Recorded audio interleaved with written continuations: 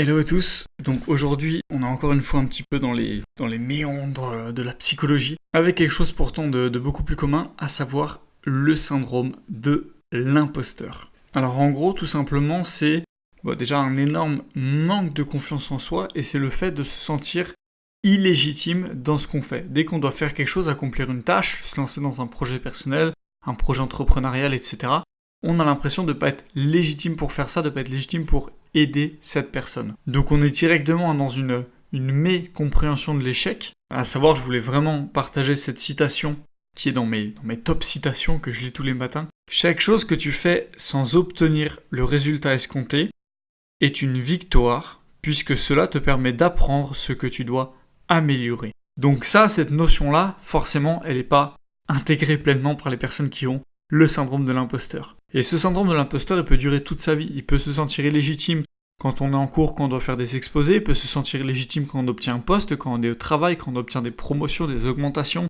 quand on doit réaliser des tâches, etc. Ça peut durer vraiment toute une vie. Et c'est quelque chose qui est vraiment amplifié aujourd'hui par l'éducation malheureusement qu'on a, notamment avec tous les jugements.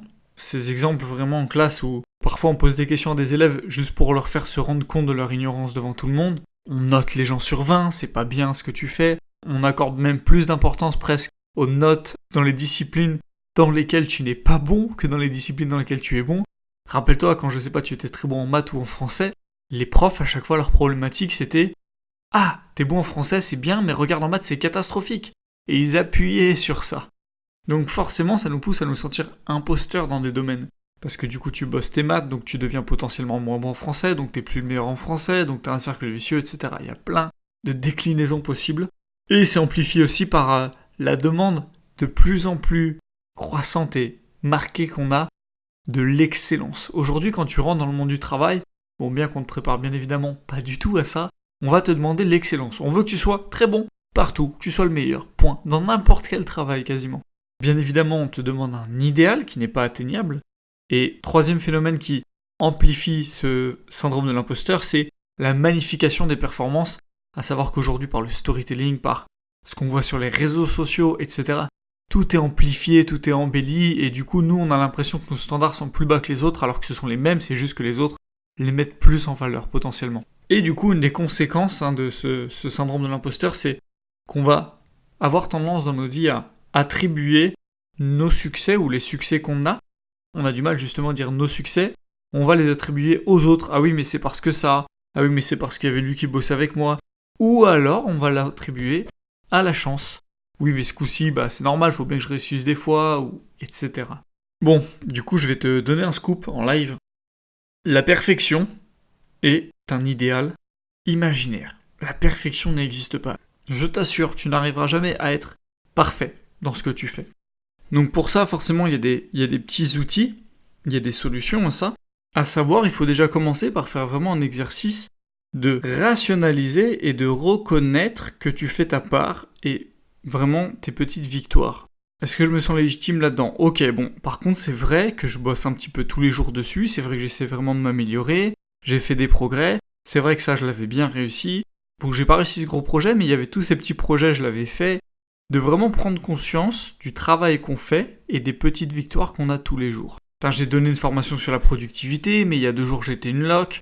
Bon, c'est vrai, mais quand même, c'est vrai que ces derniers mois, tous les jours j'essayais de faire un peu mieux, tous les jours je me levais avec motivation, des fois c'était pas dur mais j'ai réussi à travailler. Bon, d'accord, c'est ok d'être une loc un jour. Vous voyez, c'est vraiment faire ce travail-là.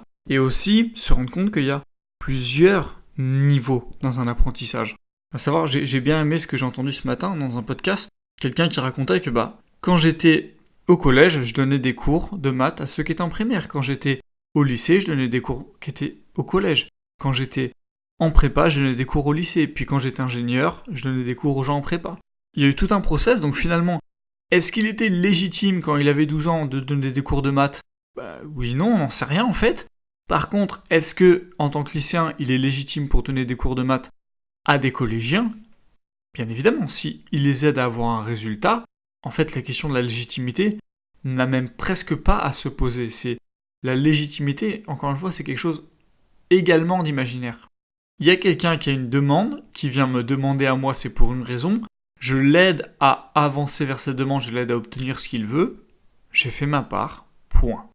Des fois ça échouera, des fois je réussirai pas comme je voudrais, ce sera de ma faute, pas de ma faute, peu importe, il n'y a jamais un seul responsable dans tous les cas. C'est normal, ça me permet de voir ce que je dois améliorer, etc. Et vraiment, il faut aussi comprendre qu'en fait, l'idée de se sentir légitime ou pas, c'est pas une question de compétence, du coup c'est une question de prétention. Je veux commencer à coacher des gens à faire du sport, parce que moi j'ai perdu du poids avec ma discipline sportive, je veux aider les gens. Si t'as pas la prétention de coacher des sportifs professionnels, t'as aucune raison de te sentir illégitime, puisque tu vas commencer par coacher des gens qui étaient dans ton cas avant que tu commences à faire du sport, qui n'y arrivaient pas, qui avaient envie de faire du sport, et tu vas les aider à faire du sport comme ce que tu as fait. Donc finalement, tu te rends compte que tu peux aider des personnes dans n'importe quel domaine, sans avoir de diplôme, sans même avoir beaucoup d'expérience. Moi, j'ai été de ce point A à ce point B, même si ça paraît minuscule dans l'énorme étang des compétences qui existent dans ce domaine, tu es légitime pour aider les gens à aller de ce point A à ce point B. J'ai fait 200 € de complément de revenu dans ce domaine, il y a peut-être d'autres personnes qui veulent faire 200 €, je suis légitime vu que je l'ai fait pour aider des personnes à gagner 200 € dans ce domaine. Donc c'est vraiment une question de prétention. En gardant en tête que dans tous les cas, faire votre maximum pour réellement aider quelqu'un, ça ne sera jamais une imposture. Quand bien même vous essayez d'aider une personne sur un point et ni vous ni la personne trouvent que le résultat a été satisfaisant, et il n'y a aucune imposture là-dedans puisque vous avez réussi à le faire, donc vous saviez un minimum de quoi vous parliez, je dis bien un minimum, vous avez vraiment donné votre maximum pour aider cette personne, vous avez fait votre part. La définition de l'imposteur, c'est la notion de j'ai fait croire à cette personne que j'avais cette compétence ou que je pouvais lui vendre ou lui donner ça, mais c'était pas vrai, c'était juste pour lui escroquer de l'argent ou des biens. Donc si vous faites un effort, si vous avez vraiment une intention, une volonté derrière et que vous faites ce qu'il faut, dans tous les cas, vous ne serez jamais un imposteur. Dans le pire des cas, vous serez une personne qui a donné son maximum, donc c'est humainement très louable. Et du coup, grâce à cet effort, vous allez voir les points sur lesquels vous allez vous améliorer. Et let's go! Et j'ai même une info positive. Si tu as ce syndrome de l'imposteur, sache que tu as une grande qualité. Parce qu'à la différence des personnes qui ont trop de confiance en eux sur un domaine, ou même des gens qui ont confiance en eux tout court, sans parler de potentiel entre guillemets défaut, ce besoin de vérifier ta légitimité dans ce que tu fais va te pousser à beaucoup plus faire attention à tes défauts que les autres personnes.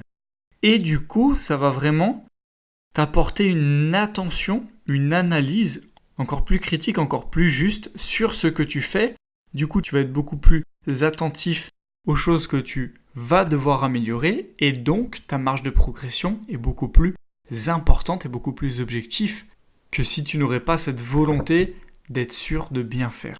Donc sache que tu peux même le transformer en force. J'espère vraiment t'avoir aidé si toi tu es concerné justement par ce fameux syndrome de l'imposteur pour te permettre avec plus de sérénité et de confiance de devenir chaque jour l'influenceur de ta propre vie. Ciao à toi.